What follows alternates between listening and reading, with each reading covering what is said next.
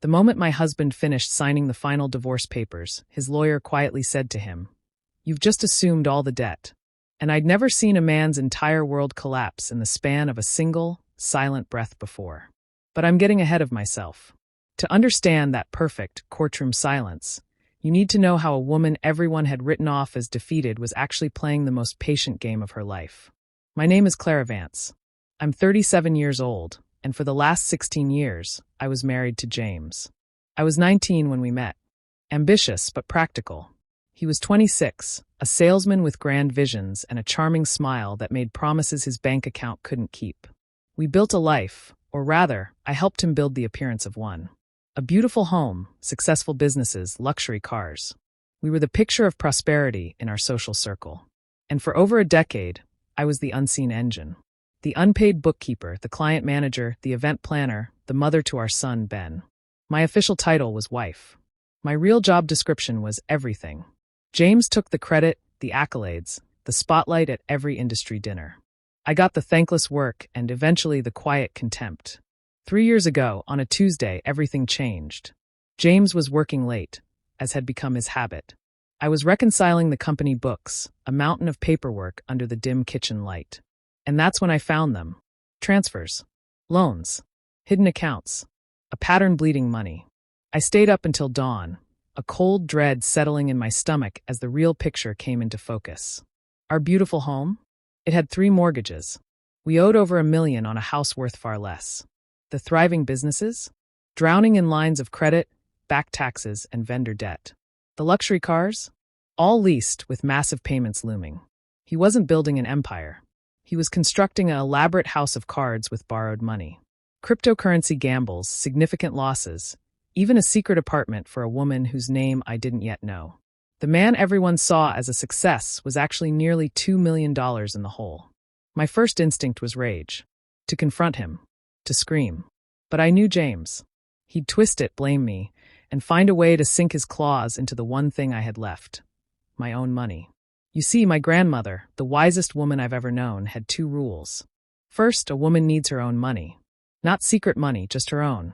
Second, when you see a storm coming, you don't stand in the field and yell at the clouds. You build a shelter. I had listened. From my early jobs, I had an IRA. And my grandmother had left me an inheritance. Together, it was just over $500,000. It had never touched a joint account. It was legally, completely mine. So I didn't scream. I got very, very quiet. And I got to work. With the help of a trusted relative, I placed every penny into an irrevocable trust for our son, Ben. Untouchable. For his future. Then I documented everything. Every hidden loan, every reckless transfer, every damning statement. I made copies. I stored them in safe places. And for 3 years I waited. I smiled at his parties. I listened to his boasts. I watched him dig the financial grave deeper, all while knowing the shovel was in his own hands. The hammer finally fell 8 months ago. James came home, not with apologies, but with demands. He wanted a divorce. He wanted the house, the businesses, the cars, everything. "You can keep Ben," he said, as if our teenage son was a piece of furniture he was generously allowing me to have. Everyone saw a broken woman. My supposed best friend, Sarah, offered wine and tissues, all while feeding my plans back to James. His mother, Eleanor, came to help me pack, deciding what I was worthy of keeping, which wasn't much. She used garbage bags. The symbolism wasn't subtle. My son, Ben, watched it all.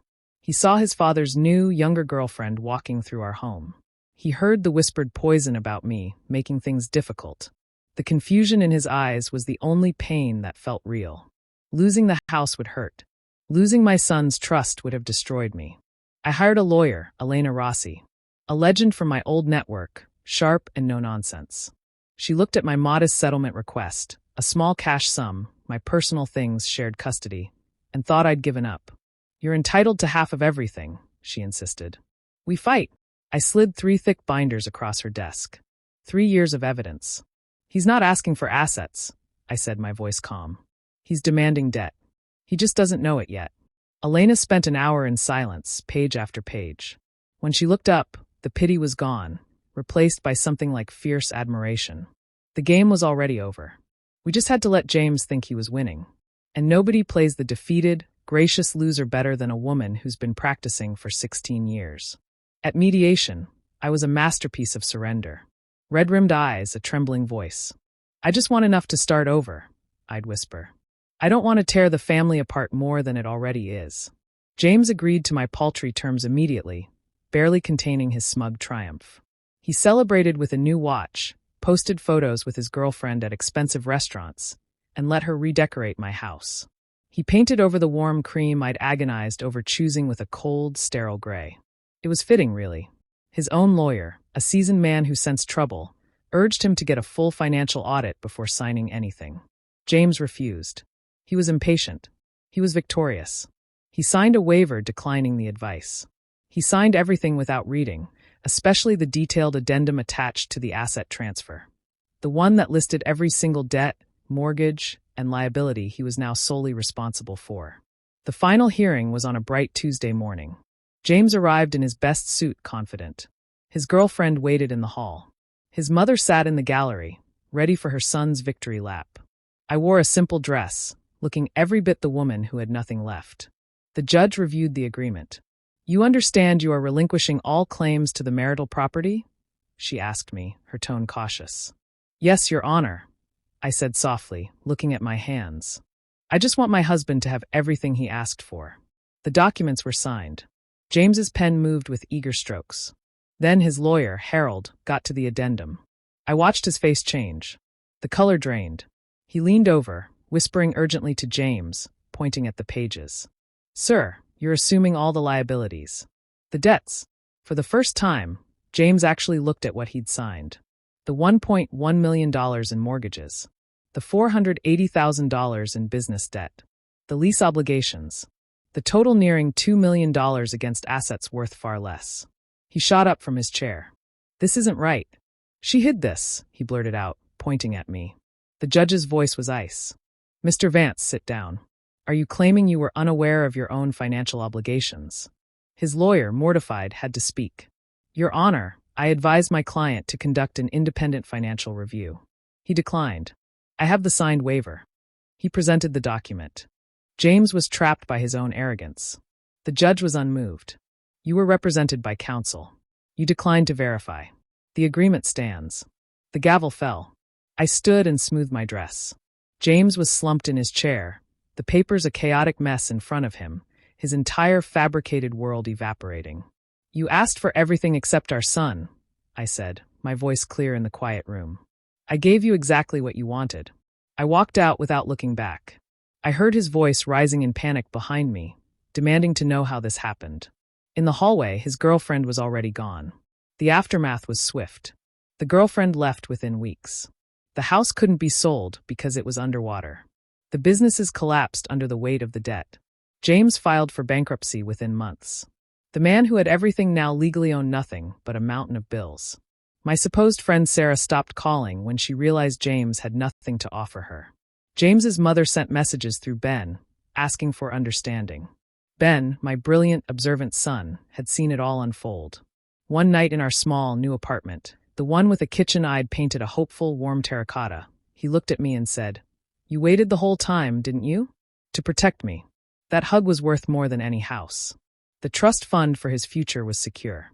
My small settlement got us started. And I finally enrolled in design school. The dream I'd put on hold at 23 to build someone else's facade. About 6 months later, James showed up at my door. He looked hollow. "I didn't know it was that bad," he stammered. "Can we talk? Figure something out?" I looked at this man I'd loved, worked for, and waited on for 16 years. "You asked for everything," I repeated. "You got it. Goodbye, James." I closed the door. And for the first time in longer than I could remember, I was finally completely free. If you felt underestimated, if you've ever had to play a long game, I want to hear from you. Where are you watching from right now, and what's your time? Tell me in the comments. And if this story of quiet strength resonated with you, please show some love. Hit the like button and make sure you're subscribed to @urbantales_41 for more gripping tales where the quiet ones have the last word. We have so many more stories where the underdog wins. You're not going to want to miss what comes next.